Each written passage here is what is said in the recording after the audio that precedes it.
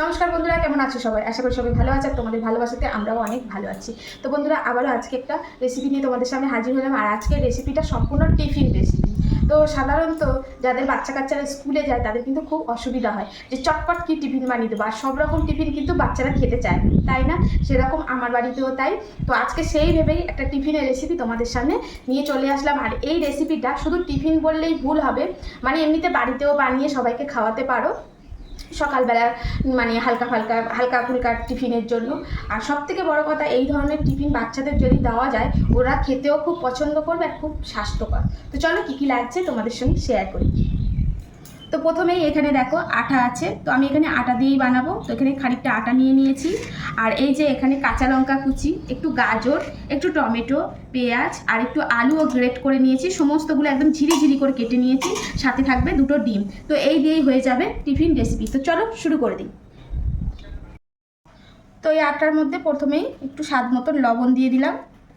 এর মধ্যে কিন্তু আর কিছু দেবো না। এই যে লবণটা দিয়ে যেমন আমরা রুটি মাখার জন্য আটা মাখি, ঠিক তেমনভাবে এটাকে মেখে নেব।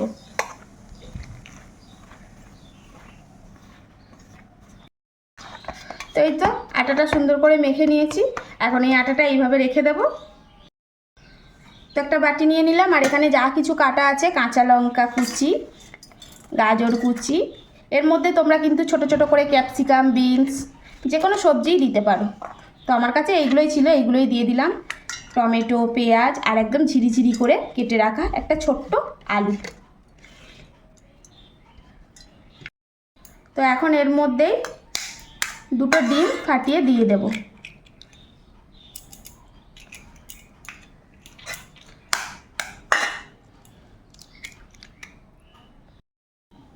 দিয়ে দেবো স্বাদ মতো লবণ।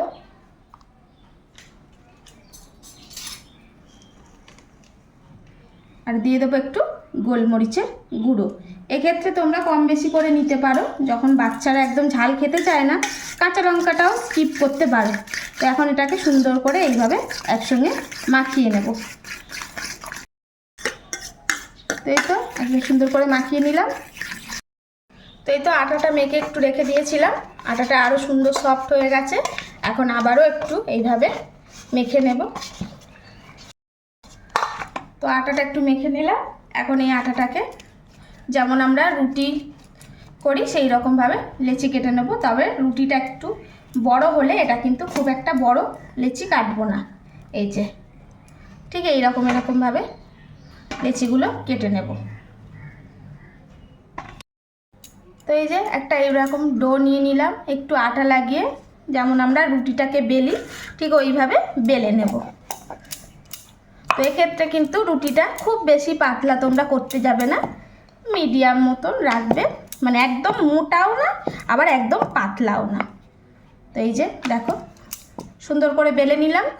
আর এই রকম একটা বাটি নিয়ে নিচ্ছি, বাটিটা নিলে কি হয় সুবিধা হয়। তো বাটির মধ্যে এটা রাখলাম। আর এই যে ডিম, গাজর সমস্ত কিছু দিয়ে মাখিয়ে রেখেছিলাম, এখন এইটা এর মধ্যে এই 2 চামচ মতন দিয়ে দিলাম, কারণ 2 চামচেই এটা কিন্তু একদম হয়ে যাবে। এখন এই যে এই ধারটা তুলব আর এই ধারটা তুলব। এবার তোমাদের ইচ্ছা মতন তোমরা শেপ দিয়ে নিতে পারো। তো এই যে একদম পুরো ধারগুলো সব সমান করে সিল করে দেব। খুবই সহজ, ইজি। এটা একটু সিল করে দিতে হবে যাতে করে না ভিতরে এই যে পুরটা বের হয়ে যায়। তো একদম রেডি হয়ে গেল। এই যে এমনভাবে সিলটা করবে যেন না বেরিয়ে যায়। ব্যাস হয়ে গেল। তো এইভাবেই সবগুলো এখন বানিয়ে নেব। তো এখন একটা কড়া বসিয়ে দিলাম। আর এর মধ্যে কিন্তু দিয়ে দেব বাটার। তো এখানে আমি বাটারটাই ব্যবহার করছি, যেহেতু বাচ্চাদের জন্য বানাচ্ছি, তো তাই বাটার বা ঘি দিয়েই বানানোর চেষ্টা করবে, এটা তাহলে আরও ভালো হবে। আর যদি মনে করো যে বাটার ঘি অ্যাভয়েড করতে চাচ্ছি, সেক্ষেত্রে কিন্তু সাদা তেলও তোমরা ব্যবহার করতে পারো, কোনো সমস্যা হবে না। তো এই যে এইভাবে বাটারটা লাগিয়ে দিলাম।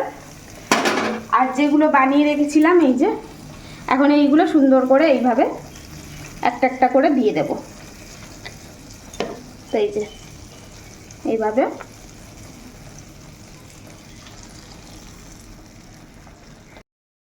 তো একদম মিডিয়াম আছে 3 মিনিট মতো রেখে দিয়েছিলাম, দেখো কি সুন্দর ফুলে গেছে। তো এখন আবারও অপর দিকটা এইভাবে উল্টিয়ে দেব। তো এই যে এটা কিন্তু একদম তোমরা জোরে আঁচটা দেবে না, একদম মিডিয়াম আছে এগুলোকে ভাজার চেষ্টা করবে, তাহলে কিন্তু বেশ সুন্দর একটা মচমচে ব্যাপারও হবে। তো এইভাবে এগুলোকে এখন উল্টিয়ে দেব। তো দেখো কি সুন্দর হয়ে ফুলে গেছে। তো সবগুলো এখন এইভাবে উল্টিয়ে দেবো, আবার অপর দিকটা ঠিক এইভাবেই উল্টিয়ে দেব। এখন এর মধ্যেও আবারও একটু বাটার দিয়ে দেব। তো এই যে এইভাবে একটু একটু করে বাটার দিয়ে দেব।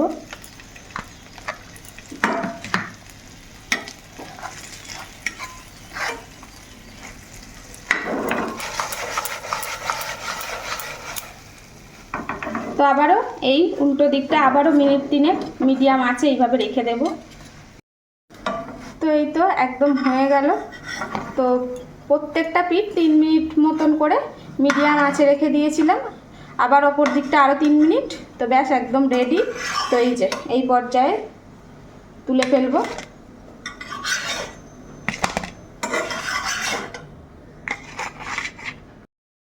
এই তো বন্ধুরা একদম রেডি। তো গরম গরম টিফিন এইভাবে বাচ্চাদের দিলে বাচ্চারা খুব খুশি হয়ে খেয়ে নেবে।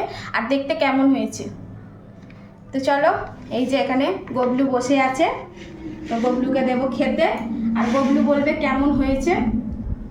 খেয়ে বলো।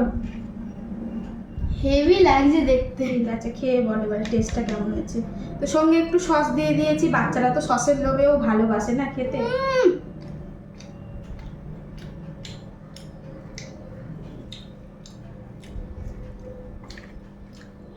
দেখছো পুরো ভর্তি আবার, তাই না?